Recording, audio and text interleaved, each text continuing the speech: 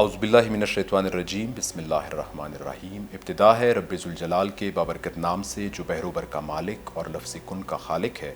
ہم سربہ سجود ہیں اس ہستی پائیدار کے حضور جو انسانوں کو فلاح بخشنے والا ہے۔ ناظرین السلام علیکم، آپ کا میزبان توصیف گیلانی آپ کی خدمت میں حاضر ہے پروگرام روشن لمحے کے ساتھ۔ ناظرین، میں آپ کو آج کے اس پروگرام کے جو ہمارے مہمان ہیں ان کا تعارف کرواتا چلوں۔ آپ مشہور و معروف ماہر تعلیم، سیاسی و سماجی شخصیت، صدر الحمد اسلامک یونیورسٹی، صدر بلوچستان پاکستان مسلم لیگ کاف، پروفیسر ڈاکٹر شکیل احمد روشن صاحب کو میں آج کے اس پروگرام میں خوش آمدید کہتا ہوں۔ ڈاکٹر صاحب، آج کا جو ہمارا یہ پروگرام ہے روشن لمحے، اس میں ہم بات کریں گے آپ کی زندگی پہ کہ آپ کا جو بچپن ہے وہ کیسے گزرا، تاکہ آج کے اس پروگرام کو جو ناظرین ٹی وی کی اسکرین پہ دیکھ رہے ہیں ان تک یہ معلومات، یہ ساری جو ہے آپ کی زندگی کے جو لمحات ہیں وہ ان تک پہنچ سکیں کہ آپ نے اپنے بچپن کے ایام کہاں گزارے، آپ نے اپنی تعلیمات کہاں پہ حاصل کی، اور اس کے ساتھ ساتھ جو آج تک کی آپ کی زندگی میں جو ساری سٹرگل رہی ہے وہ یہ ناظرین جو ہے ٹی وی پہ دیکھ سکیں کہ آیا آج کے جو پروفیسر ڈاکٹر شکیل احمد روشن صاحب ہیں وہ کتنی سٹرگل، کتنی مشکلات اور کتنی جدوجہد کے بعد جو ہے آج اس مقام پر موجود ہیں۔ بہت بہت شکریہ جی۔ سب سے پہلے تو گیلانی صاحب، میں آپ کے جو پروگرام کا اور عرض ٹی وی کا بہت ممنون ہوں کہ انہوں نے آج اتنے خوبصورت پروگرام میں مجھے موقع دیا۔ تو انشاءاللہ جیسے پروگرام چلتا ہے تو یقیناً ہم بات کریں گے۔ تو بچپن سے اگر شروع کریں تو ڈیفینیٹلی جیسے بچپن ہوتا ہے سب کا ایک نارمل سا، اس طریقے سے میری پیدائش کوئٹہ کی ہے اور جنوری 1971، تو یقیناً اس کے بعد وہی جو ہے گزرا۔ پھر اس کے بعد سکولنگ ہے وہ بھی کوئٹہ سے ہی ہے۔ تعمیر نو پرائمری سکول سے میں نے پہلے وہاں داخل ہوا، اور بلکہ اس سے بھی پہلے میں یہ کہوں گا کہ میرا جو فرسٹ سکول کا جو فرسٹ ڈے ہے، میرے والد صاحب تھے چمن میں، چمن جو یہ اپنا سرحدی شہر ہے افغان بارڈر پہ، وہاں تھے۔ تو میرا جو پہلا دن سکول کا، اگر ویسے میں دیکھوں جس کو آپ نے کہا نا، تو پہلا دن سکول کا وہاں کے ایک مارکیٹ سکول ہے سرکار کا سکول ہے، گورنمنٹ سکول ہے، لیکن اس کو مارکیٹ کا سکول کا، تو میرا پہلا دن وہاں تھا۔ تو وہاں کچھ دن میں پڑھا، تو ذرا میں تھوڑا چھوٹا، ذرا خاموش طبیعت سا تھا اور اتنا زیادہ وہ نہیں تھا۔ تو وہاں میں مطلب یہ ہے کہ تھوڑا چل نہیں سکا یا جو بھی ہے، پہلے کوئی ہفتہ 10 دن یا مہینے میں ہی۔ تو پھر وہاں سے میں یہاں کوئٹہ، میرے والد صاحب مجھے لے آئے، اور یہاں میرے جو دادا اور نانا وغیرہ پوری فیملی یہیں تھی، تو پھر میں ان کے گھر میں تھا۔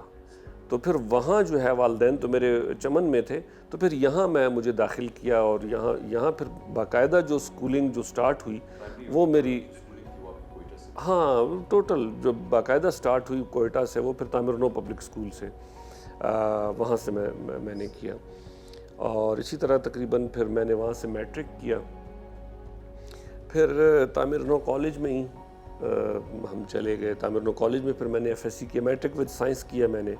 تعمیر نو کالج سے پھر میں نے F S C pre engineering میں کیا۔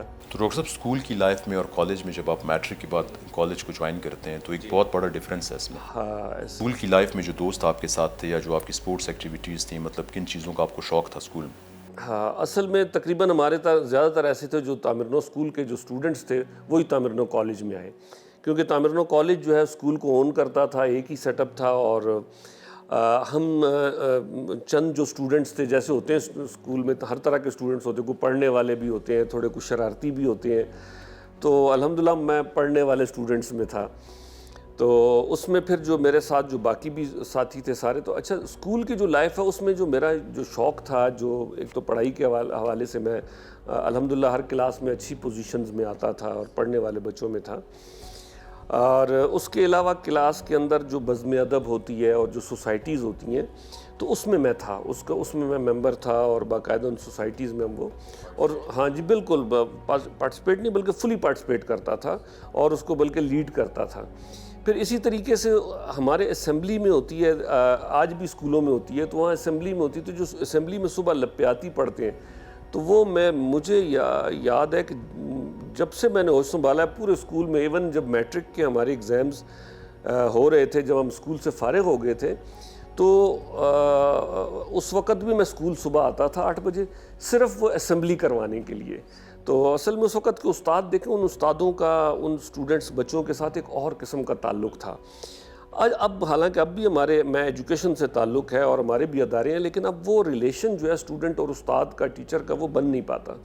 تو ہمیں اگر استاد نے اس وقت کہہ دیا، اللہ تعالیٰ مغفرت کرے بڑے آغا جان کو، فضل حق میر صاحب کو، کہ نہیں جی تم نے اسمبلی کروانی، تو کیا مجال ہے کہ ہم یہ آگے سے سوچ بھی سکیں کہ نہیں جی اب تو ہم نے چھٹیاں ہو گئی ہیں میٹرک کی، اور لگاتار ہم، ایک میں تھا اور ایک میرے مطلب میں لپے آتی اور ترانہ اور یہ پڑھتا تھا، اور ہمارے ایک دوست تھے اس کا نام بھی شکیل تھا، میرا کلاس فیلو تھا، تو وہ تلاوت اور نعت بہت اچھی پڑھتا تھا. تو بس ہم اور باقی بھی 2-4 جو ہمارے ساتھی ہوتے تھے تو ہم مستقل آتے تھے.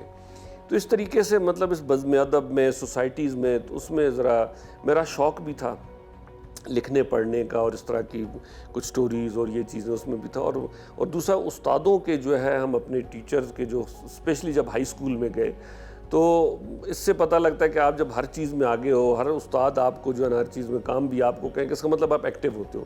تو الحمدللہ ہم نے اسکول میں بڑی ایکٹیو لائف گزاری. پھر جب کالج آ گئے تو اچھا ہمارے ساتھ ہوا ایسا کہ جب ہم تامرنو پرائمری میں تھے تو وہ بھی بن رہا تھا، پھر تامرنو ہائی اسکول میں گئے تو اس میں کے اندر بھی کچھ کنسٹرکشن ہو رہی تھی، پھر جب ہم تامرنو کالج میں گئے وہاں بھی کنسٹرکشن ہو رہی تھی. تو ہم اس کے بڑے انیشیل فیز سے، تامرنو کالج میں میرا خیال ہے ہم سے 2-3 ہی بیچ پہلے نکلے ہوں گے. تو لیکن بڑا زبردست، کیونکہ بڑے آغا جان فضل حق میر صاحب خود ہوتے تھے اور ہر چیز کو بڑا، تو ہم نے وہ بلکہ ہمیں پڑھاتے بھی تھے اسلامیات اور پاکستان اسٹڈیز وغیرہ، تو ہم بڑے بہتر انداز میں ان کے زیر سایہ رہے اور بہت کچھ ہم نے ان سے حاصل کیا. اور یقیناً ہم انہی کو دیکھتے ہیں، انہی سے بہت کچھ لیا. تو اس طریقے سے ہم نے کالج. ڈاکٹر صاحب جیسے اب میٹرک سے کالج کی لائف میں آئے، ایک دم وہ چینج ہوا، مطلب ایجوکیشن لیول بھی چینج ہوتا ہے، اس میں آپ کیا سمجھتے ہیں جو اس لیول کے بچے ہیں یا اسٹوڈنٹس ہیں یا طلبہ یا طالبات ہیں، ان کو کیریئر کونسلنگ کی ضرورت ہوتی ہے یا نہیں ہوتی؟ یقیناً ہوتی ہے. اچھا دیکھیں، اب اس میں جب ہم کالج میں، جب اسکول سے فارغ ہوئے تو کوئٹہ میں نا ایف جی کالج ہوتا تھا، پرانا کالج تھا، ایف جی کالج تھا. تو یہ نیا تھا، تو ہم ایف جی کالج، میں اور میرے 1-2 دوست ایف جی کالج کی طرف مطلب گئے. لیکن ہمارے استادوں کے ساتھ ایسا تعلق تھا تو انہوں نے کہا جی یہ کالج ہم نے بنایا تامرنو، تو جب ہمارے اس طرح کے اچھے پڑھنے والے بچے وہاں چلے جائیں گے تو ہم پھر باقی مطلب ان کے کہنے پہ پھر ہم دوبارہ تامرنو میں آئے. میں تھا اور میرے ساتھ 4-5 اور بھی اسٹوڈنٹس تھے جو ہمارے دوست تھے. تو لیکن کیا ہے، کالج کی لائف تو چینج ہوتی ہے ہماری، کیونکہ استاد بھی وہ تھے، زیادہ تر اسکول سے کالج میں گئے تو ہمارا ان کے ساتھ جو ریلیشن ہے تو بہت زیادہ اس میں نہیں ہوا. ہاں یہ ہوتا ہے کالج میں جب آئے تو ہمیں وہ ایک آزادی تھی کہ ہم آ رہے ہیں، کلاس سے جب دل کر رہا تھا نکل جاتے تھے. پھر مطلب یہ ہمارے لیے بہت بڑی ایک وہ ہوتی تھی کہ جی اب ہم نے نہیں پڑھنا تو باہر چلے گئے، کینٹین میں چلے گئے. تو یہ ہمارے لیے ہوتا تھا کہ یار کتنی بڑی بات ہے، ہم نہیں پڑھنا چاہ رہے اور ہم کینٹین میں جا کے بیٹھے ہیں. تو وہ بھی استاد سے چھپ کے وہاں جا کے بیٹھتے تھے. اور پھر ہمیں احساس ہوتا نہیں اب ہم بڑے ہو گئے ہیں، کالج میں آ گئے ہیں. لیکن پھر پتہ لگا کہ جی کالج میں محنت زیادہ کرنی پڑتی ہے، اسکول تو پھر ایف ایس سی کے لیے پھر تھوڑی سی سمجھ آئی، پھر دن رات ایک کر کے پھر پڑھنے لگے. تو اس طریقے سے کالج کا. تو کالج لائف کے بعد جب بچے یونیورسٹی کی طرف راغب ہوتے ہیں اور مطلب یونیورسٹی کے سٹیج پہ جاتے ہیں تو پیرنٹس کی طرف سے ایک پریشر ان کے اوپر مطلب کریٹ ہوتا ہے کہ بیٹا آپ نے ڈاکٹر بننا ہے، انجینئر بننا ہے، کچھ مطلب وہ سلیکٹ. دیکھیں جی ایک تو چند فیلڈز ہیں. ہاں صاف سی بات ہے، میرے کچھ ساتھی جو بھی ہیں وہ انجینئرنگ میں گئے، میں اس میرٹ میں نہیں آ سکا. لیکن یہ ہے کہ پھر میں بلوچستان یونیورسٹی گیا، اور بلوچستان یونیورسٹی میں جو چینج لائف میں آیا وہ یونیورسٹی میں جا کر آیا، اور میں یہ سمجھتا ہوں بڑا اچھا ہوا. اور فرسٹ اس میں اچھا آپ نے کونسلنگ کا کہا نا، اس وقت اتنا زیادہ وہ نہیں ہوتا تھا. اس میں یہ تھا جب ہم نے دیکھا تو ہماری پوری کلاس جو ہمارے کلوز دوست تھے زیادہ تر فزکس ڈپارٹمنٹ میں گئے. تو ویسے بھی اسکول میں بھی ہمیں میتھ اور فزکس، اور کالج میں بھی میتھ اور فزکس، اچھا یہ استادوں کی وجہ سے ہوتا ہے، وہ بڑا اچھا لگتا تھا. ہمارے استاد بہت اچھے تھے میتھ اور فزکس کے. تو پھر وہاں وہ فزکس ڈپارٹمنٹ میں پھر بی ایس سی آنرز ہم نے کیا. وہ 3 ایئرس کا آنرز ہوتا تھا، ویسے 2 ایئرس کا بی ایس سی ہوتا تھا. وہ ہم جو ہے نا آنرز کے لیے پھر اس میں فزکس میجر تھا اور میتھ اسٹیٹ مائنر تھا. تو پھر یونیورسٹی میں آ کے لائف چینج ہوئی، وہ بالکل ہی چینج ہوئی. نہ کوئی پوچھنے والا تھا، نہ کوئی مطلب آزادی والا ماحول تھا، بالکل کلاسوں کے حوالے سے تھا. تو پھر وہاں جب گئے تو پھر وہ سوسائٹی سے باقاعدہ پھر ہم وہ اسٹوڈنٹ پالیٹکس جو ہے وہ وہاں اس نے ہمیں ویلکم کیا. اور پھر وہاں جو ہے اسٹوڈنٹس کی جو جو جو تنظیم ہے اس کو جوائن کیا. تو بس وہ اچھا ایکسپیرینس تھا. لیکن ساتھ ساتھ ہم سیاست سے جو وابستگی ہے وہ آپ کی یونیورسٹی لائف سے جو ہے سٹارٹ ہو گئی. ہاں بالکل ایسے ہی ہے. یونیورسٹی سے ہی جو ہے اس میں جو اسٹوڈنٹ آرگنائزیشن میں ہم چلے گئے. پھر اس کے بعد جب یونیورسٹی سے فارغ ہوئے تو پھر یہ یوتھ ونگ اور پاکستان مسلم لیگ کو جوائن کیا ہوا تھا. پھر مسلم لیگ یوتھ ونگ میں آ گئے. پھر یوتھ ونگ میں آ گئے تو پھر یہ پراپرلی ایک یہ تو بالکل انٹائرلی بالکل چینج تھا. تو پھر اس کے بعد جب یونیورسٹیز وغیرہ فارغ ہوئی, وہاں سے ایجوکیشن فارغ کی, تو پھر پریکٹیکل لائف. اور میں پھر مطلب بڑی عجیب سی مختلف ڈائمینشنز کی لائف. ڈاکٹر صاحب جب یونیورسٹی سے بچے یا اسٹوڈنٹس جو ڈگریز ہولڈر ہوتے ہیں وہ جب لے کے پروفیشنل لائف میں قدم رکھتے ہیں تو ان کو بہت سی مشکلات کا سامنا کرنا پڑتا ہے. تو آپ کے سامنے وہ کون سی ایسی چیزیں آپ نے فیس کی جو آپ ناظرین کے ساتھ شیئر کرنا پسند؟ ایسا ہے کہ الحمدللہ نے ان چیزوں میں ماشاء اللہ بڑا لکی رہا. جابس کے حوالے سے میں نے لیں چھوڑی پتہ نہیں کیا کچھ, شاید وہ کچھ تحریکی سی شروع سے ہی وہ تھا. تو میں ہمیشہ سے میں چاہتا تھا کچھ اور وہ کروں. میں چلا گیا پولیس میں میں جو ہے as a assistant sub inspector جو SI ہوتا ہے وہ میں سلیکٹ ہو گیا. پھر اس کی ٹریننگ کے لیے ہنگو چلے گئے اور یہ پھر وہاں چلے گئے تو 1 سال وہاں ٹریننگ کی. پھر اس کے بعد واپس آئے. پھر وہاں بھی میں مطمئن نہیں تھا. میں سمجھتا تھا کہ نہیں میں کہاں, مجھے شوق تھا وردی کا. صحیح. تو اس میں جو ہے وہ میں نے تقریباً اسی شوق میں اس میں کر کے پھر وہ میں نے کچھ سال گزارے. پھر وہاں سے جو میں نے ریزائن کیا, اور ریزائن بھی اس طرح کیا کہ وہ بھی آپ کو پتہ ہے جب آپ ٹریننگ کر کے آتے ہیں پھر آپ کو گورنمنٹ کا یقیناً آپ پہ وہ لگتا ہے. پھر وہاں سے میں نے ریزائن کیا 1 مرتبہ 2 مرتبہ, آخر کر کے وہاں جب سے فارغ ہوا. ابھی ریزائن میں نے کیا ہی تھا, اس کے کچھ ہی دنوں کے بعد یہ میں نے ساتھ اس کے ٹیسٹ دیا ہوا تھا ایجوکیشن ڈپارٹمنٹ میں جو SST سائنس ہوتے ہیں. کچھ چوتھے دن میرا خیال ہے کہ 4 دن میں بے روزگار رہا, میری یہاں جاب ہو گئی. اچھا اس کے بعد جب یہاں ہو گئی میں بڑا خوش, اور لوگ جو ہے مجھے دیکھتے تھے بولتے کہ تب بیوقوف آدمی ہے. مطلب ایک طرف وہ تھانے دار اور ایک اچھی یونیفارم والی جاب چھوڑ کے جو ہے آپ نے ٹیچنگ کی طرف آ گئے. میں اتنا خوش, میں نے کہا یار. اور الحمدللہ اس وقت یہ جو ایگزام ہو کے یہ SST سائنس کا نیا, تو کوئٹہ ڈویژن میں میرا آج بھی میرے پاس نیوز پیپر پڑھا, پہلا نام میرا تھا کوئٹہ ڈویژن میں اوپر, اس میں آ گیا. پھر اس کے بعد جو ہے بس اس میں جب ایجوکیشن میں آیا تو کچھ عرصہ میں نے اس میں کام کیا. پھر اس کے بعد جو ہے یہاں مختلف جیسے گورنمنٹ اسپیشل اسکول ہے, سنڈے مانے کافی اسٹوڈنٹ ہیں میرے, وہاں رہا ایز اے ٹیچر. وہاں پہ ہاں جی ایز اے ٹیچر وہاں رہا, ایز اے فزکس کا ٹیچر تھا.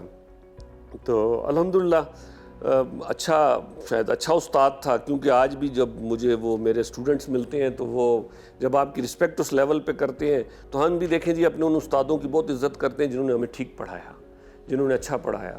بلکہ ہمیں تو سارے اچھے استاد ملے تھے. تو اب ہمیں بھی جب ملتے ہیں جو اسٹوڈنٹ ہیں جب اس طریقے سے میری رسپیکٹ کرتے ہیں یا ملتے ہیں تو اس کا مطلب مجھے لگتا ہے کہ نہیں یار ان کے ساتھ میں نے اچھا ہی کیا ہوا ہے, اگر برا کیا ہوتا تو شاید اس طرح وہ رسپیکٹ نہ کرتے. پھر ایسا ہوا کہ یہ گورنمنٹ پولی ٹیکنک انسٹیٹیوٹ ہے. پھر یہاں انہوں نے, کیونکہ میں نے ساتھ میں نے کمپیوٹر بھی PhD کمپیوٹر سائنس بھی میں نے کیا ہوا تھا, اور کوئٹہ کے اندر چند لوگ تھے جو اس وقت 90s میں جو کمپیوٹر جانتے. اس وقت آپ کو ہوتا ہے کمپیوٹر ایک بڑی عجب چیز تھی. جہاں کمپیوٹر ہوتا تھا جی اس کمرے کو بڑا سیل رکھنا ہے اور بڑے عجب طریقے سے آنا ہے, جیسے پتہ نہیں کون سی لیبارٹری. آج کل تو کمپیوٹر بیچارہ تھڑوں پہ اور فٹ پاتھوں پہ رول رہا ہے. تو وہ نیا تھا, اس وقت میں اس فیلڈ میں آ گیا تھا. تو پھر کوئٹہ کے اندر جو اس وقت ٹاپ کے کمپیوٹر سے متعلق استاد تھے یا جو جانتے تھے وہ تقریباً 4 لوگ تھے, وہ سارے ہمارے دوست. اس میں سے اس وقت بھی 2 باہر چلے گئے, اور مجھے بھی موقع ملا اور بلکہ ہو بھی گیا ہالینڈ اور اس کا. تو پتہ نہیں کیا بات ہے, مجھے کہا بھی اور سب کچھ میرے پاس سب کچھ میں نے رکھا. میں نے کہا چلے انسان زندگی میں کبھی ہوتا ہے, لیکن میں نہیں گیا. میں نے کہا نہیں یار یہیں کام کرنا ہے. اور دیکھیں کوئٹہ آج یہ ہے, اس وقت بھی کوئٹہ آخر کتنا ایک ہوگا, لیکن بس اللہ تعالیٰ نے آپ سے جب کچھ کروانا ہوتا ہے تو وہ پھر آپ کو اسی ٹریک پہ چڑھ جاتے ہیں, آپ اسی ٹریک پہ لگا دیتے ہیں. تو وہ پھر ایسا کر کے پھر یہاں گورنمنٹ پولی ٹیک انسٹیٹیوٹ میں جو کمپیوٹر ڈپارٹمنٹ بنا الیکٹرانکس اور کمپیوٹر کا، تو وہاں انہوں نے ایجوکیشن ڈپارٹمنٹ سے کسی نے بتایا ہوگا، مجھے نہیں پتا.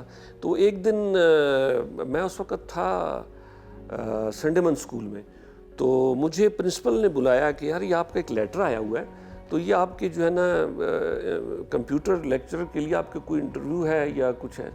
میں نے کہا جی غلط فہمی ہوئی ہوگی، میں نے تو کوئی نہ وہ اپلائی کیا ہے اور نہ ایسا. انہوں نے کہا یار یہ آپ کے ہی نام پہ ہے. اچھا خیر میں نے دیکھا تو اس کے بعد جو ہے نا کچھ اس کے 2-4 دن بعد اس کا انٹرویو تھا.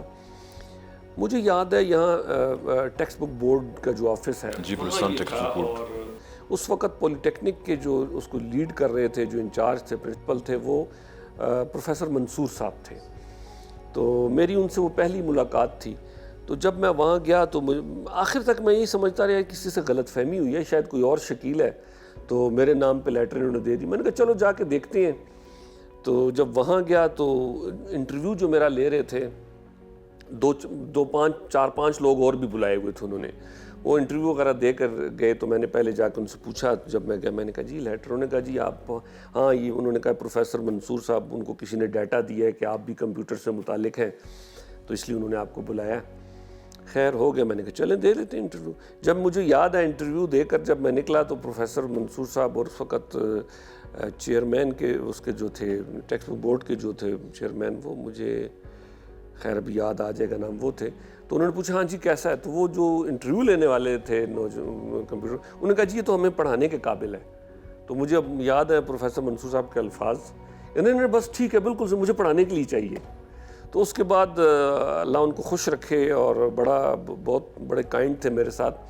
انہوں نے پھر فوراً سارا پروسیس کیا، اور جو کیڈر چینج ہوتا ہے یا جو بھی سرکار میں ٹرانسفریں ہوتی ہیں، تو اس طریقے سے مجھے خود ہی اپ گریڈ کیا. میں پولی ٹیکنک چلا گیا، اور وہ لیب بن رہی تھی اس وقت. ایشین ڈیولپمنٹ بینک نے اس وقت کوئی 1.5 کروڑ کا فنڈ دیا تھا.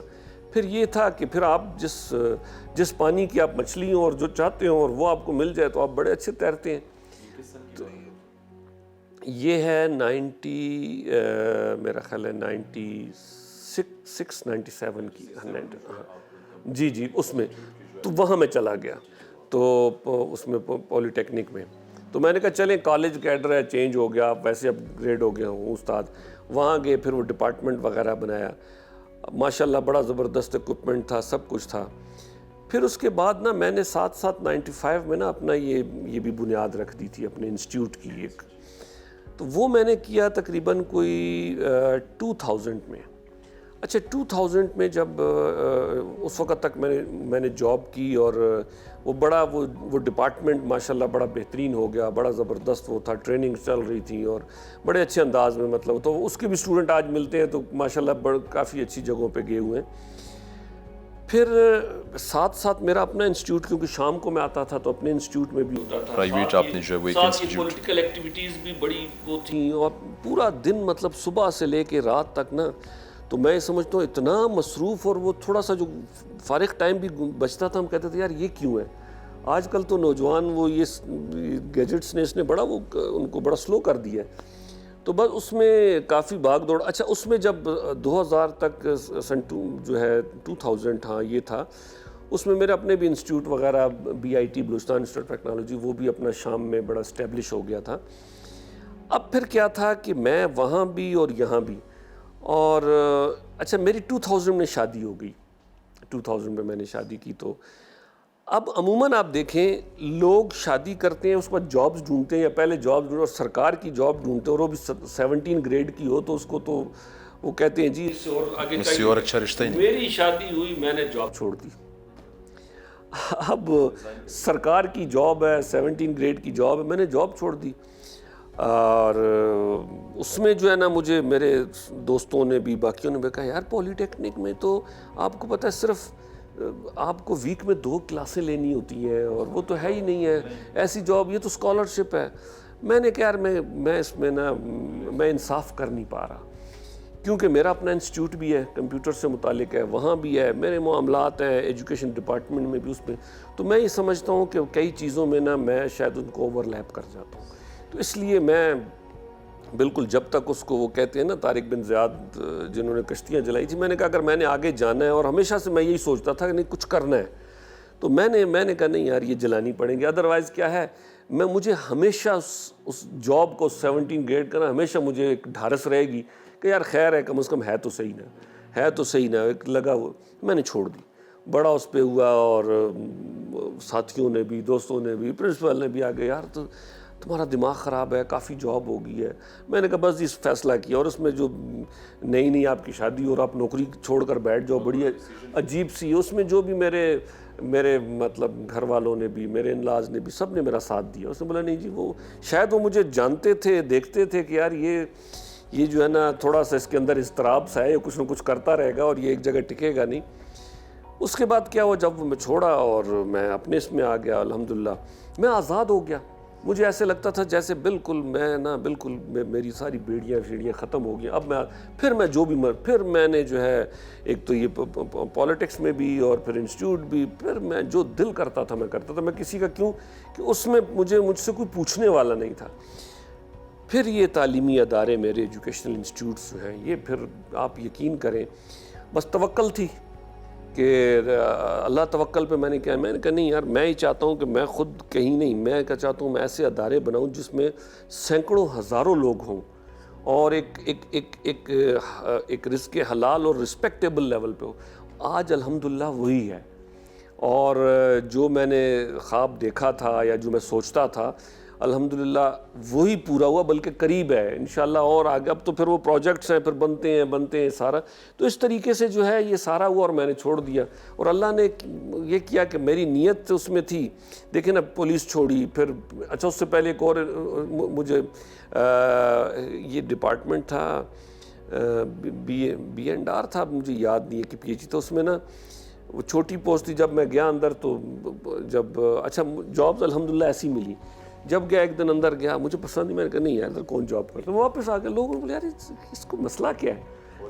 ہاں پھر میں یہاں چلا گیا پولیس میں، اور اس میں چلا گیا، واپس آیا، پھر انہوں نے کہا پھر میں ایجوکیشن میں چلا گیا، پھر پولی ٹیکنک چلا گیا، پھر وہاں سے جو ہے نا ریزائن کر دیا۔ لیکن یہ ہے کہ شاید میں نے کچھ کرنا تھا یا میرے لیے کچھ اور پلان تھا اللہ تعالیٰ کی طرف سے، لیکن یہ کہ محنت کیجیے، دن رات محنت کی اور بھاگ دوڑ کی، اور اس میں یقیناً ماں باپ کی بھی دعائیں ہوتی ہیں، اور باقی جو ٹیم ممبر بھی ہوتے ہیں، ساتھی ہوتے ہیں، ان کی بھی کاوشیں ہوتی ہیں۔ تو آج الحمدللہ اس وقت اگر اس طرح دیکھیں ایز ایجوکیشنسٹ تو بلوچستان کا سب سے بڑا نیٹ ورک ہے الحمدللہ۔ ڈاکٹر صاحب جیسے آپ نے بلوچستان میں ایجوکیشن لیول پہ اتنا کام کیا، بلوچستان کی جو 34 ڈسٹرکٹ ہیں ان کو اگر آج کوئٹہ سے کمپیئر کرتے ہیں تو وہ آج بھی پسماندگی وہاں پہ ویسی ہے، اس کے لیے آپ کیا سمجھتے ہیں کہ گورنمنٹ آف بلوچستان کو ایسے کون سے انیشیٹو لینے چاہیے بلوچستان میں ایجوکیشن سسٹم کو صحیح کرنے کے لیے؟ جب نیت آپ کی ٹھیک ہو جائے گی، اب بات کریں گے کہ جی کیا گورنمنٹ کی نیت ٹھیک نہیں، ایسی بات نہیں ہے۔ دیکھیں وہ کرنا چاہتے ہیں، لیکن اس کرنے کے لیے جو لوگ ہیں نا کرنے والے، آپ دیکھیں سرکار کے پاس تو سب کچھ موجود ہے۔ اب جتنے آپ ذکر کر رہے ہیں، ٹھیک ہے کچھ سکول ہیں کہتے ہیں دیوار نہیں ہے، چھت نہیں ہے، یہ کچھ بلوچستان کا جو ہاں تو میں یہ کہہ رہا تھا کہ دیکھیں سرکار کے حوالے سے یہ ہے جتنا اس میں کمیونٹی کو بھی انوالو ہونا چاہیے۔ اور میں نے آپ سے کہا نا کہ نیتوں کا فرق ہوتا ہے، نیتیں اور اخلاص سے آپ کام کریں، اور میں یہ سمجھتا ہوں کہ جو ہمارے جتنا انٹیریئر ہے اور سرکار کا یہ اس پہ یقیناً توجہ دینی چاہیے، اور جتنا انفراسٹرکچر موجود ہے اس پہ بھی پراپرلی توجہ نہیں دی جا رہی، اور اس سے بھی کوئی بہت اچھے ریزلٹس نہیں نکل رہے۔ اور ایجوکیشن کے حوالے سے میں یہ سمجھتا ہوں ایجوکیشن میں بھی خصوصاً سرکار کے اس میں بھی پرائیویٹ میں اس میں پورے ایک مافیا، جیسے پورے ہمارے ملک میں اس وقت مافیا چھائے ہوئے ہیں ہر چیز پہ، تو اس پہ بھی وہی آگے ہیں۔ آپ دیکھیں ایگزامز جب ہوتے ہیں، ریزلٹس جب آتے ہیں، داخلے جب ہوتے ہیں، یہ چند لوگ ہیں جو ہر جگہ آپ کو موجود ملیں گے، بورڈ کے امتحانوں میں بھی ملیں گے، باقی چیزوں میں بھی ملیں گے، پھر مائگریشنز کروا رہے ہوں گے بچوں کی، تو پورا اس کو مینوپولیٹ کرتے ہیں۔ لیکن یہ ہے کہ جہاں تک بچوں کے چھوٹے بچوں کے حوالے سے ہے تو میں یہ سمجھتا ہوں کہ اس پہ سرکار کو توجہ دینی چاہیے، اور جو موجودہ جو فیسلٹیز ہیں، اچھا دیکھیں ہمارے یہاں استاد ہیں اکثر اس انٹیریئر میں، یہ بھی دیکھنے میں آتا ہے بڑا ایک عجب سا المیہ ہے کہ اپوائنٹ ہوتے ہیں مثال کے طور پہ آپ اپنے علاقے کے لیے، اس کے بعد چاہے وہ میل ہے چاہے فیمیل، آپ کیا کرتے ہیں، آپ کی سیٹنگ بڑا عجیب سی بات ہے، وہاں آپ کی جگہ کوئی اور جا رہا ہے اور آپ کہیں اور مصروف ہو۔ استاد ہے، آپ دیکھیں استاد ہمارے ہاں کوئٹہ میں جو ہے اوورال دیکھیں استاد ہیں، پراپرٹی کا کام بھی کر رہے ہیں، ٹھیک ہے پارٹ ٹائم میں کریں، لیکن میں یہ سمجھتا ہوں کہ استاد کو یکسوئی کے ساتھ اپنے اور میں آپ کو بتاؤں ایجوکیشن ڈپارٹمنٹ کی تنخواہیں بھی بہت اچھی ہیں، باقی ڈپارٹمنٹ سے اچھی ہیں. وہ استاد ہیں شام میں جو ہے نا کوئی اور کام بھی کر رہے ہیں، کوئی رکشے کا کام بھی کر رہے ہیں، کوئی پراپرٹی کا کام بھی کر رہے ہیں، سٹورز بھی چلا رہے ہیں. اگر کہیں سنجیدہ نہیں ہیں تو وہ سیریسنس ان کی وہ ان بچوں کو تعلیم دینے پہ نہیں ہے.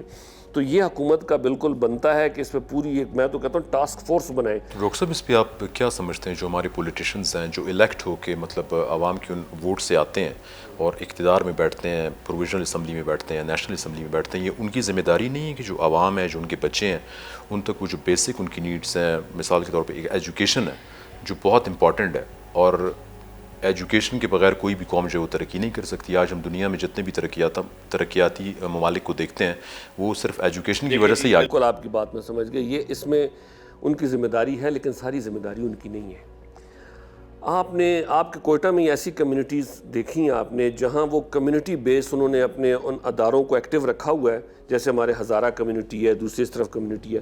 آپ ان کے اداروں کو، ان کے اسکولوں کو، وہی سرکار کے اسکول ہیں، وہی سرکار کے استاد ہیں، وہی سرکار کے ان کے پاس فنڈنگ ہے. آپ دیکھیں دیکھ کے دل خوش ہو جاتا ہے اور وہاں سے پھر ریزلٹس بھی نکلتے ہیں.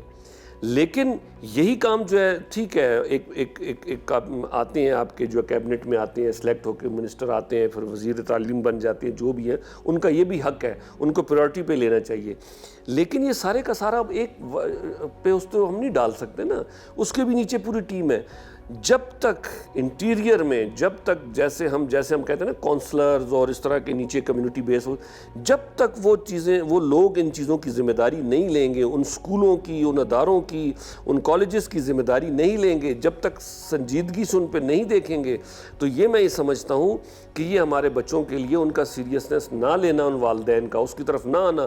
ہم دن رات کر کے کما رہے ہیں اور اس کے بعد ہم کہتے ہیں بچوں کے لیے کما رہے ہیں، لیکن اصل جہاں بچوں نے، جہاں ہم کہتے ہیں نا ہمارا سرمایہ، ہمارا قیمتی اثاثہ بچے ہی ہیں، جہاں انہوں نے ٹریننگ لینی ہے، جہاں انہوں نے پڑھنا، اس میں ہماری توجہ نہیں ہے کہ وہ کس انکیوبیشن سیل میں جا رہے ہیں، وہاں سے وہ ہم صحیح طریقے سے نہیں نکال سکتے. تو میں یہ سمجھتا ہوں اس کا حل یہ ہے کہ ایک تو سرکار بھی باقاعدہ ٹاسک فورس بنائے، اور جیسے آپ نے دیکھا نگران گورنمنٹ نے بہت ساری چیزوں پہ ہاتھ ڈال دیے، اور اللہ تعالیٰ خوش رکھے. اور ہمارے جو بھی اس وقت سپہ سالار ہیں، ہمارے جو آرمی چیف ہیں، بہت ساری جگہوں پہ دیکھیں، اس سے پہلے بھی بہت سارے لوگ آئے، اس سے پہلے بھی بہت سارے چیف بھی آئے، سب نے کہا یہ کریں گے وہ کریں گے. آج ہمیں محسوس ہو رہا ہے، آپ دیکھیں آپ کی اسمگلنگ پہ انہوں نے ہاتھ ڈالا ہوا، آپ کے ڈالر پہ انہوں نے ہاتھ ڈالا ہوا، آپ کی چینی مافیا پہ انہوں نے ہاتھ ڈالا، آپ کے منشیات پہ انہوں نے ہاتھ ڈالا ہوا. آخر کتنا ایک وہ کر پائیں گے ایک سسٹم؟ اس میں ایک تو ہمیں دعا کرنی چاہیے، دوسرا ان کا ساتھ دینا چاہیے مورلی بھی اور ہر لحاظ سے. ڈاکٹر صاحب بات پھر وہیں پہ آتی ہے نا، اس سے پہلے بھی جو اقتدار میں جتنی پولیٹیکل پارٹیز رہی ہیں، اگر ہم پی ڈی ایم کی جماعتوں کی بات کرتے ہیں، پی ڈی ایم میں جو ہے یہ تمام لوگ جو ہے مشترکہ ایک حکومت کا حصہ رہے ہیں، تو ان کا آیا یہ ذمہ داری نہیں بنتی کہ وہ عوام کو جو ہے ریلیف فراہم کریں؟ انہوں نے پچھلے 4 سال میں، پھر اس کے بعد جو ہے ایک سیکنڈ پولیٹیکل پارٹی کی گورنمنٹ آئی، ان کے پرائم منسٹر اور ان کی پوری جو کیبنٹ تھی وہ عوام کو آج تک جو ہے ریلیف نہیں دے سکے، اور اس کے بعد جو ہے نگران گورنمنٹ کا ایک سیٹ اپ جو ہے وہ بنا. بالکل ایسا ہی ہے جی، بالکل ذمہ داری بھی بنتی تھی، اور وہ اس چیز کے فل فلیج ذمہ دار بھی ہیں. جب وہ آئے تھے، جب انہوں نے اس کا بیڑا اٹھایا تھا، 16 منتھس انہوں نے گزارے، 16 مہینے جب، تو اس لیے آئے تھے کہ جی ہم اس کو اب بقول ان کے یا جو بھی ہے کہ ہم نے اس اکانومی کو اور جو معیشت تھی اس کو تباہی سے بچایا. بالکل یہ بات بھی ہے، کیونکہ جو اس سے پچھلی ہماری گورنمنٹ تھی انہوں نے بظاہر جو ہے نا، جو بظاہر ہمیں جو گلٹرنگ نظر آ رہی تھی، ہر چیز بڑا بہتر جا رہا ہے، لیکن ایکچولی اصل میں حالات یہ نہیں تھے، اندر کچھ اور حالات تھے. سر آپ نے جیسا کہ کہا کہ ہمارے جو سپہ سالار ہیں ان کے اتنے اچھے اقدامات ہیں اس ٹائم موجودہ جو لے رہے ہیں، جس میں بلوچستان کی بارڈرز دیکھیں، جو اسمگلنگ ہو رہی ہے، جو اور ایسے غلط کام ہو رہے ہیں ان کے خلاف وہ سخت ڈیسیجن لے رہے ہیں، تو اس کے جو اثرات ہیں وہ آپ کیا سمجھتے ہیں کہ عوام پہ کیا پڑیں گے، موجودہ ملکی صورتحال پہ اور معیشت پہ اس کے کیا اثرات پڑیں گے؟ دیکھیں جی، جو اس کے اثرات ہیں وہ تو آپ کو فوراً ڈالر کی صورت میں نظر آ رہے ہیں. وہی ڈالر جس پہ بڑا ہم لے دے کر رہے تھے، کبھی ہماری فائنانس کمیٹی بیٹھتی تھی، کبھی جو ہے نا فائنانس منسٹر بیٹھتا تھا، کبھی باہر جا رہے ہیں، ان چیزوں سے نہیں فرق پڑا.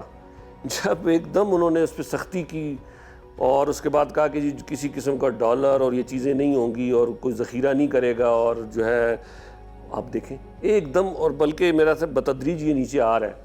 اور اگر ایسے ہوا تو انشاءاللہ یہ نیچے آ جائے گا. آپ کو پتہ سارا ڈالر آپ کا سمگل ہو کے جا رہا تھا افغانستان. ہمارا تو المیہ یہ بھی ہے نا, تو ہم تو ایک معیشت پہ 2 ملک چل رہے ہیں نا, لیکن یہ ہے کہ کوئی فرق نہیں پڑتا اگر پراپر طریقے سے چلیں تو. اب یہاں جو ہے اتنا وہاں کی جو اب پچھلے دنوں جو اکانومی بڑھ گئی, بہتر ہو گئی سب کچھ, اور ایک طرف جو ہے نا وہ سارا کا سارا آپ نے اس کو جو ہے ڈرین کرنا شروع کر دیا ہے. تو یہ پچھلی گورنمنٹ کر نہیں پا رہی تھی, یا کوئی بھی پولیٹیکل گورنمنٹ کر نہیں پا رہی تھی. ان کے خلاف بھی بہت سارا آپ کو پتہ ہے اس وقت کمپین چل رہی ہے جو سوشل میڈیا پہ, اور یہ یہاں نہیں ہے باہر سے ہی چل رہی ہے. یہاں الحمدللہ آپ نے دیکھا کسی قسم کا ایجیٹیشن بھی جو ہے نا ایک چوک پہ جو 20-25 لوگ بھی نہیں اکٹھے ہو پاتے. لیکن میں یہ سمجھتا ہوں کہ اس کی ضرورت تھی. اوورآل آپ دیکھیں نا ان اقدامات سے ایک عام آدمی کو فائدہ نہیں ہو رہا. جب ڈالر نیچے آئے گا, جب باقی پیٹرول نیچے آئے گا, باقی جب آپ کی جو چینی جو ہے وہ سستی ہو جائے گی, تو پھر ایک عام آدمی کو کیا چاہیے؟ ایک عام آدمی تو یہ چاہیے کہ اس کا جو لائف سٹائل جو ہے وہ آسان ہو, اس کی زندگی کے سہولتیں اس کو ملیں. ہاں وہ ملیں. اب میں آپ کو بتاؤں, لوگوں کو اس سے سروکار نہیں ہے کہ Tehreek Insaf P T I آتی ہے, مسلم لیگ آتی ہے, حالانکہ میں خود دیکھیں مسلم لیگ کا صوبائی صدر ہوں, یا پیپلز پارٹی آتی ہے. اس وقت آج کے دن کی میں بات کروں, لوگوں کا کنسرن ایک ہی ہے کہ ان کی زندگی کس طریقے سے ایز آؤٹ ہوتی ہے, کس طریقے سے ان کی جو بنیادی ضرورتیں ان کو ملتی ہیں. اور اس کے لیے میں سمجھ رہا ہوں کہ ہمارے چیف نے اور موجودہ نگران گورنمنٹ نے جو ایک دم ان کے ساتھ کیا ہے, اور اس سے جو ریزلٹس آ رہے ہیں, اللہ کرے کہ اس کو آگے اسی طرح ہم لے کر چلیں, کیونکہ بہت زیادہ اس پہ تنقید بھی آ رہی ہے, سب کچھ ہو رہا ہے. لیکن میں مطمئن ہوں, مجھے لگ رہا ہے کہ انشاءاللہ یہ جو اب موجودہ جو نظام شروع ہوا ہے, یا جو احتساب شروع ہو رہا ہے, یا جو جس طرح پکڑ دکڑ ہو رہی ہے اور جس طریقے سے چیزیں آ رہی ہیں, مجھے لگتا ہے کہ اس سے فرق پڑے گا. ڈاکٹر صاحب اب کیا کہتے ہیں کہ جو موجودہ اس وقت جو ایک اچھے طریقے سے ہاتھ ڈالا گیا ہے اور گرپ مطلب لوگوں کے گریبانوں تک یہ آ جائے گی, تو یہ سلسلہ ایسے ہی کنٹینیو احتساب کا چلنا چاہیے یا فوری طور پہ الیکشن ہونے چاہیے؟ دیکھیں جی, آئینی لحاظ سے جو الیکشنز کی جو ڈیٹس ہیں وہ تو ہونی چاہیے, ٹھیک ہے نا. یہ آپ نے کہا نا جو یہ ہاتھ ڈالا گیا ان کے اچھا اگر آج یہ ہاتھ نہ ڈالتے نا, تو یہ کل کو عوام کا اتنا برا حال ہو گیا تھا کہ عوام ہاتھ ڈالتے ان گریبانوں پر. اور آپ کو پتہ ہے جب عوام ہاتھ ڈالتی ہے تو پھر وہ ایک انقلاب یا ایک انارکی سی معاشرے میں پیدا ہو جاتی ہے. پھر اس میں جو آپ کی جو دوسری قوتیں ہوتی ہیں وہ بہت زیادہ فائدہ اٹھاتی ہیں. لیکن یہ بہتر اب انتہا ہو گئی تھی, تو اس حوالے سے ہے. باقی جہاں تک الیکشنز کی بات ہے, ڈیفینیٹلی بحیثیت سیاسی پارٹی, میں بھی ایک بلوچستان میں ایک پارٹی کو لیڈ کر رہا ہوں, پاکستان مسلم لیگ کاف کو, تو میں یہ سمجھتا ہوں بالکل ہمیں بھی تیاری کرنی چاہیے اور سب کو تیاری کرنی چاہیے. آخر اس کا حل تو یہی ہے نا. لیکن اس مرتبہ ایک چیز لوگوں کو ذہن رکھنا چاہیے تمام, دیکھیں اس میں عوام کا بہت بڑا ہاتھ ہے کہ بس ہے, اب اس سے زیادہ اور کتنا ہم تکلیف اٹھائیں گے, اس سے اور زیادہ کتنا ہم سیکریفائز کریں گے. ہم نے ہمیشہ قوم, برادری, ان چکروں میں آ کے کہ جو کچھ بھی ہمیں نظر آ رہا ہوتا ہے کہ یہ بندہ ٹھیک نہیں ہے, لیکن ہم کہتے نہیں جو کچھ بھی ہمارا قوم کا تو ہے, ہمارا برادری کا تو ہے. اس قوم نے, اس چکر نے ہمیں اس لیول تک لے. اب لوگوں کو چاہیے کہ پراپرلی یہ دیکھیں کہ کس طریقے سے کون لوگ ٹھیک ہیں, کن لوگوں کو آگے لانا چاہیے, کون اس ملک کے ساتھ مخلص ہیں, اور کون جو ہے اس طریقے سے بہتر انداز میں کام کر کے ہم آپ کو آگے لے جا سکتے ہیں اور آپ کی بنیادی ضروریات جو ہیں وہ آپ کو دے سکتے ہیں. ایک پولیٹیکل پارٹی سے, اور آپ ایک پارٹی کو لیڈ کر رہے ہیں اس صوبے میں, تو آپ کیا سمجھتے ہیں اس سے پہلے جتنی بھی پولیٹیکل پارٹیز آئی ہیں پچھلے 75 سالوں میں, 76 سالوں میں, ہمیشہ انہوں نے عوام کے حقوق کی بات کی ہے, عوام کو ریلیف دینے کی بات کی ہے, یوتھ کے لیے جو ہے مختلف پروگرامز لانے کی بات کی ہے. لیکن آج تک جو ہے ہماری جو یوتھ ہے وہ بے روزگاری سے لڑ رہی ہے, تعلیم یافتہ لوگ ہیں بلوچستان پسماندگی سے لڑ رہے ہیں. یہاں پہ جو بیسک نیڈز ہیں آج تک مطلب 2023 دنیا کہاں سے کہاں پہنچ گئی ہے, اور ہم پینے کے پانی کے لیے ترس رہے ہیں, ہم بجلی کے ساتھ لڑ رہے ہیں, ہمیں گیس کی جو ضرورت ہے وہ ہمارے بلوچستان کے مطلب جتنے بھی ہماری جو ڈسٹرکٹ ہیں وہاں پہ گیس نکلتی بلوچستان سے ہے, پورا پاکستان وہ استعمال کر رہا ہے, لیکن وہ ڈیرہ بگٹی, خاص ڈیرہ بگٹی اور ہمارے جو دیگر جو جتنے بھی ہمارے ڈسٹرکٹ ہیں وہاں پہ گیس موجود نہیں ہے. تو اس پہ آپ ایز اے پارٹی پریزیڈنٹ مطلب کیا سمجھتے ہیں کہ اس طرح کے کون سے ڈیسیجن لینے چاہیے گورنمنٹ آف بلوچستان کو؟ فیڈرل گورنمنٹ میں ہمارے لوگ ہمیشہ نمائندگی کرتے ہیں, اور آج تو ہمیں اس بات پہ فخر بھی ہے, اور یہ ایک بہت بڑی اچیومنٹ ہے کہ کرنٹ جو پرائم منسٹر پاکستان ہے ان کا تعلق بلوچستان سے ہے, تو ان کو as a prime minister Balochistan کے لیے کون سے ایسے ڈیسیجن لینے چاہیے؟ دیکھیں جی, اصل میں ایسا, اس سے پہلے آپ نے کہا نا 75 ایئرز اور یہ 75 سال سے سب کچھ ہوا, میں سمجھتا ہوں کیا ہوگا, لیکن کہیں نہ کہیں کوئی کمزوریاں, کوتاہیاں ہیں جو یہ سب کچھ ہوا نا. کہیں نہ کہیں کو مسئلے ہوں گے. اب ہم یہ کہیں کہ جی وہ ڈکٹیٹرشپ میں چلے گئے یا پولیٹیکل میں چلے گئے, ہم ان چیزوں میں نہیں پڑتے. اصل میں یہ ہے کہ اس میں بات یہ ہے کہ نقصان کہاں ہوا اور کون سفر کر رہا ہے. وہ عام آدمی سفر کر رہا ہے, عام آدمی کو نقصان ہو رہا ہے. اور بلوچستان کے حالات جو ہے باقی پاکستان سے پھر اور زیادہ پیچھے ہیں. اور اب یہ جیسے آپ نے کہا کہ ہمارے جس وقت کے نگران پرائم منسٹر ہیں, گو کہ نگران کی اپنی ایک لمیٹیشنز ہوتی ہیں. ان کا بیسک مقصد صرف آنا اور الیکشن کرنا اور ڈے ٹو ڈے جو ایکٹیویٹیز ہیں, ڈے ٹو ڈے جو کام ہے ان کو نپٹانا ہوتا ہے. اس سے زیادہ کا کوئی اس میں نہیں ہوتا. لیکن پھر بھی اس وقت دیکھیں آپ کے جو ہے نا آرمی چیف پرائم منسٹر جو ہے وہ بلوچستان سے ہیں, آپ کے انٹیریئر منسٹر جو ہے فیڈرل وہ بلوچستان سے ہیں, آپ کے چیئرمین سینٹ وہ تو خیر بڑے عرصے سے ہیں, انفارچونیٹلی اتنا زیادہ وہ نہ ہو سکا, وہ آپ کے بلوچستان سے ہیں. تو اس وقت بلوچستان کے حوالے سے دیکھا جائے لیڈنگ پوزیشن پہ بہت سارے. تو میں یہ سمجھتا ہوں کہ جب ہمارے پولیٹیشنز یا ہمارے لیڈران اگر ملکی مفاد کو, اس عوام کے مفاد کو آگے رکھیں گے, اور ہمارا مسئلہ کہاں آ جاتا ہے کہ ہمارے ذاتی مفاد آگے آ جاتے ہیں. اور یہ دیکھیں اس ذاتی مفاد کو آگے کرنے کی وجہ سے آج ہر ایک کی ذات نے ترقی کی. ہر ایک کے پرسنل جو ان کے جو معاملات تھے, جو پرسنل ان کی فیملیز تھیں یا ان کے پرسنل لوگ تھے, انہوں نے ترقی کی. جن چیزوں کو انہوں نے پریورٹی دی انہوں نے ترقی کی. اس کا مطلب ہے کہ انہوں نے کبھی پریورٹی اس عوام کو, ان لوگوں کو, اس معاشرے کو دی نہیں. اس لیے میں سمجھتا ہوں کہ جو ہمارے نگران پرائم منسٹر ہیں ماشاءاللہ اچھا کر رہے ہیں, جو نظر آ رہا ہے. اور جس طریقے سے وہ بہترین, آپ کو پتہ ہے بہترین بولنے میں بھی اسپوکس مین بھی بیسٹ ہیں, اور جس طریقے سے وہ ایفرٹ کر رہے ہیں. اور دوسری بات ہے سپورٹ بھی ہے, سپہ سالار کی بھی سپورٹ ہے. ہمارے جو انٹیریئر منسٹر ہیں وہ بھی ماشاءاللہ ینگ ہیں اور بہادر ہیں. اس میں جو نظر آ رہا ہے آج کل. تو میں یہ سمجھتا ہوں کہ پریورٹی کو ڈیفینیٹلی پاکستان پورا ان کی پریورٹی ہے, کیونکہ صرف ایک صوبے کے اس وقت وہ پرائم منسٹر نہیں ہے. لیکن کیونکہ ان کا تعلق بلوچستان سے ہے تو میں یہ سمجھتا ہوں کہ وہ ضرور اس کو پریورٹی دیں گے, اور دینی بھی چاہیے. میری بھی یہی ریکویسٹ ہے. تو انشاءاللہ اور آگے آنے والا جو دور ہے, آگے جو الیکشن ہے, میں آپ کو بتاؤں الیکشن جیتنے کے بعد کوئی بھی پارٹی آ جائے, اگلا دور مشکل ہے. ایسا نہیں ہوگا کہ ہم یہ کہیں کہ جی کوئی بھی پارٹی جیت کر آ جائے اور اگلا دور ایک دم الیکشنز کے بعد ٹھیک ہو جائے گا. نہیں, جو بھی پارٹی آئے گی آپ یقین کریں وہ اس سے مشکل دور آئے گا. لیکن یہ ہے کہ اگر انہوں نے پریورٹیز اپنی صرف اور صرف ملک رکھا, جو بھی پارٹی جیت کر آئے, اپنی ذاتی پریورٹیز انہوں نے نکالی, جو ہمارے پہلے جو اس سے پہلے جو ہماری حکومت آئی پی ٹی آئی کی, اور پھر دوسری جنہوں نے ایک دوسرے کو صرف ذاتی دشمنیاں اور ایک کھینچ تینچ اور اس چیزوں میں پڑے رہے, اس سے کیا ہوا؟ اس سے کیا ہوا؟ ملک کو نقصان ہوا. ٹھیک ہے, ہر ایک وہ ڈپارٹمنٹ ہیں, دیکھیں آپ کے احتساب کے ڈپارٹمنٹ ہیں, آپ کے باقی ڈپارٹمنٹ ہیں, وہ اپنا کام کریں. لیکن جو پولیٹیکل لوگ ہیں, جو ایک کیبنٹ کے لوگ ہیں, جن کا کام ہے جو قانون سازی کرنا, عوام کی حالت بہتر کرنا, اس پہ یہ توجہ دیں تو انشاءاللہ بہتر ہوگا. لیکن پھر یہی ہے سلیکشن تو عوام نے کرنی ہے. اب ہم یہ کہتے ہیں کہ نہیں جی یہ تو سلیکشن, اکثر میں یہ بات کرتا ہوں, کہتے ہیں نہیں جی یہ ایسی باتیں ہیں کہ سلیکشن عوام نے کرنی. دیکھیں ایسا بھی نہیں ہے, اتنا بھی کوئی اندھیر نگری نہیں ہے کہ مثال کے طور پہ میں جو ہوں جا کے ووٹ دے کر آؤں اس کو ٹریکٹر کو جو ہماری پارٹی کا, اور پتہ لگے جی اندر سے وہ ووٹ جو ہے نکلا تیر کو نکلے یا بلے کو نکلے. ایسا بھی نہیں ہے, یہ باتیں ہیں. لیکن یہ ہے کہ ہمیں اس چیز پہ سوچنا چاہیے تمام لوگوں کو.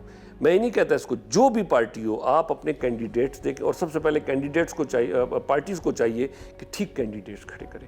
بس بہت ہو گیا, ہم نے جو ہے نا ان لوگوں کو بہت آزما لیا. جو اصل میں ہمارے یہاں بالکل ہی, میں اپنی پارٹی میں بھی اکثر یہ بات کرتا ہوتا ہوں, جو ہم جاتے ہیں الیکٹیبلز پہ, یہ الیکٹیبلز کتنا عرصہ ہم ان کو الیکٹیبلز کو لے کے جی ایک بیٹھتا ہے, کہتے جی میں پچھلے جو ہے 30 سال سے پارلیمنٹ میں ہوں.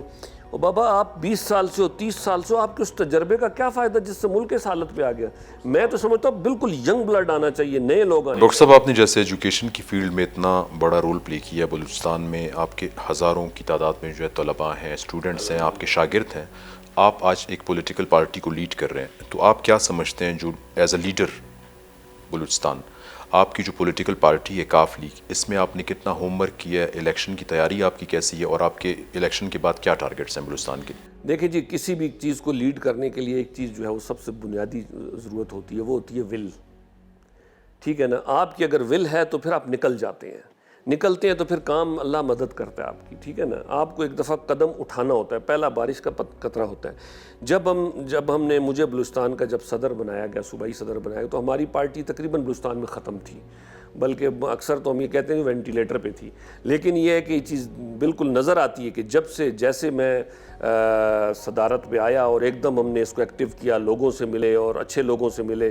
اور میری ہمیشہ ہی کوشش رہی ہے، لوگ یہ کہتے تھے جی ہمیشہ ہی جیسے کہ جی آپ کے پاس الیکٹیبلز کتنے ہیں، آپ یقین جانیں میری ہمیشہ یہ کوشش، اگر میری ذات تک آپ دیکھیں نا، میری یہ خواہش ہے کہ میں نا نئے لوگوں سے ملوں، نئے لوگوں کو آگے لاؤں. نہیں آئیں گے نا اس ٹرم میں نہیں آ سکیں گے، لیکن انٹروڈیوس ہو جائیں گے، اگلی ٹرم میں آئیں گے.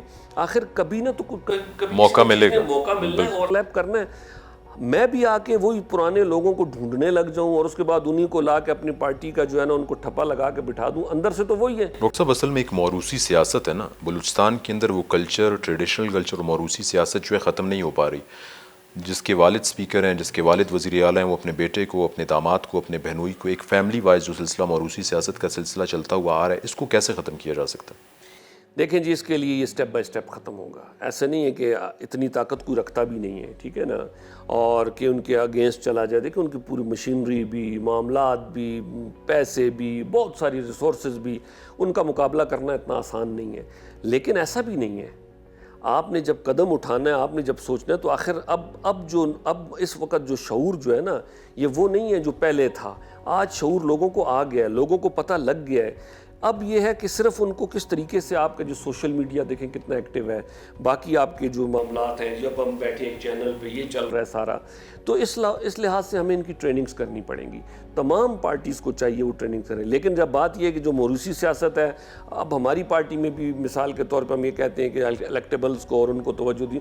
لیکن میں بلوچستان کے حوالے سے میں بات کرتا ہوں، جتنا عرصہ میں یہاں ہوں یا جتنا عرصہ میں رہوں گا، میں ہمیشہ یہی کروں گا. میں ایک کام ضرور کر جاؤں گا کہ کم از کم نئے لوگوں کو آگے لاؤں گا.